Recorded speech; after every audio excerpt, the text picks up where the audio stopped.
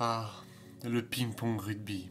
Cette phase de jeu si particulière, si unique, si chiante pour certains, ne laisse vraiment personne indifférent et va même faire réagir le plus pieux des somnolents. Ntamak qui joue au pied, jeu d'occupation. Et ça va revenir. Oh, mais pourquoi il relance ce pied? Long dégagement de Georges Furbank dans les bras de Melvin Jaminet depuis Oui, ses 22 mètres. Et pourtant, croyez-moi, le ping-pong rugby est une phase capitale. Car si on pourrait dire qu'il s'agit d'une phase intermédiaire naturellement gonflante, c'est aussi une partie originale nécessaire pour la gagne. J'avais un embryon de piste, mais non. Plus sérieusement, s'il est difficile d'apprécier le ping-pong rugby, c'est peut-être parce qu'on ne le comprend pas assez.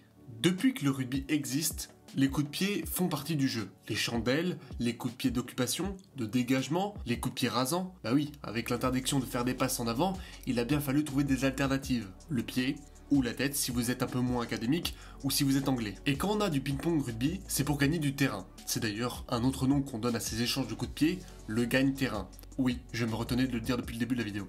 Occuper le terrain, je vais pas vous apprendre grand chose, mais c'est capital. Déjà parce que premièrement, en fait, ça permet d'augmenter vos chances de marquer des points, soit en provoquant une pénalité, soit en récupérant le ballon proche de l'embut. Et ensuite, ça empêche surtout les adversaires de marquer des points contre vous. Car oui, c'est bien beau d'avoir le ballon dans ses 22 mètres, mais ça sert à rien. Et c'est pour ça que vous trouverez régulièrement les dégagements de camp à ce niveau-là, avec le fameux petit train de joueur. Bon, et pour gagner du terrain, il n'y a pas 36 000 façons. Soit vous êtes le plus fort en mettant des énormes tatanes, soit l'adversaire fait une faute ou une erreur. Car la fin du ping-pong rugby peut se faire de différentes manières. Le plus souvent, c'est en mettant le ballon hors des limites du terrain, soit en touche, soit au-delà de l'embut, par des relances à la main, en faisant des chandelles, ce qui fait que les équipes vont se rapprocher, vont se regrouper autour d'un même point, et de temps en temps avec des en avant. Et là, je fais un point très court sur les coups de pied et la position sur le terrain. Quand vous êtes dans vos 22 mètres, vous pouvez taper le ballon directement en touche, il n'y a pas de souci, vous rendez juste la possession à l'adversaire qui aura alors un lancer en touche à l'endroit où le ballon a passé la ligne. Cas particulier, si le ballon va au-delà de l'embut, on va jouer une mêlée à l'endroit où a été tapé le coup de pied. Quand vous êtes hors de vos 22 mètres, c'est là que ça se complique un peu. Vous pouvez évidemment toujours trouver une touche, mais il faut d'abord que le ballon fasse un rebond sur le terrain, ou qu'un joueur qui essayait d'attraper le ballon le mette en touche. En ping-pong rugby, vous commencez à comprendre qu'il est donc très intéressant de faire des coups de pied juste devant les 22 mètres.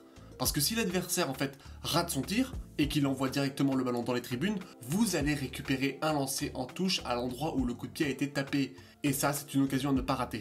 Depuis 2021, une nouvelle règle a fait son apparition, le 50-22. Précision, si vous êtes dans vos 50 mètres, c'est-à-dire dans votre camp, et que vous tapez le ballon, que celui-ci fait un rebond sur le terrain et qu'il sort dans les 22 mètres adverses, alors vous allez récupérer un lancer en touche à l'endroit, bien évidemment, où le ballon est sorti. Cette situation donne en général une occasion en or pour l'équipe qui en attaque, puisqu'elle se trouve avec un lancement de jeu directement dans les 22 mètres ennemis. Le 50-22, on entend beaucoup parler, c'est une règle qui est énormément exploitée par les équipes aujourd'hui, surtout en attaque. Dupont en est un spécialiste pour l'équipe de France, et on est très heureux quand il en fait un. Bon, ça c'était pour les quelques petites précisions, mais sachez que les situations sont diverses et variées. Le rugby est un sport complexe, et nous n'avons vu qu'une simple partie, il faudrait des centaines de matchs pour toutes les voir. Mais alors, est-ce que le ping-pong rugby, ça marche? Oui, mais... Alors c'est pas un choix Parcoursup, en fait le ping-pong rugby va être une phase de transition qui va avoir énormément d'influence sur l'action suivante. Par exemple lors du match France-Nouvelle-Zélande de 2021, les All Blacks marqueront leur premier essai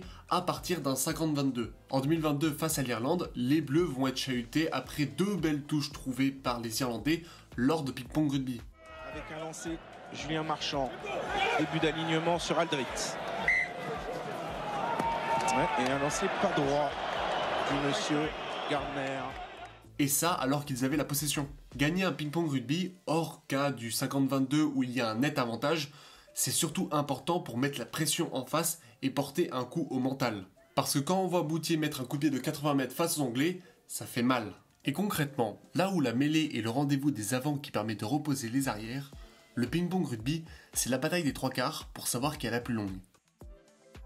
Et ça permet aux avants de souffler. Et honnêtement, voir les Bleus enfoncer la mêlée adverse, c'est tout aussi passionnant que de voir des coups de pied de 60 mètres. Il n'y a donc plus de raison de ne pas apprécier cette phase de jeu qui est si particulière. Alors la prochaine fois que vous verrez un match de rugby, faites attention à cette phase parce qu'elle peut vraiment changer le cours du match. Allez, il y a un ping-pong qui m'attend.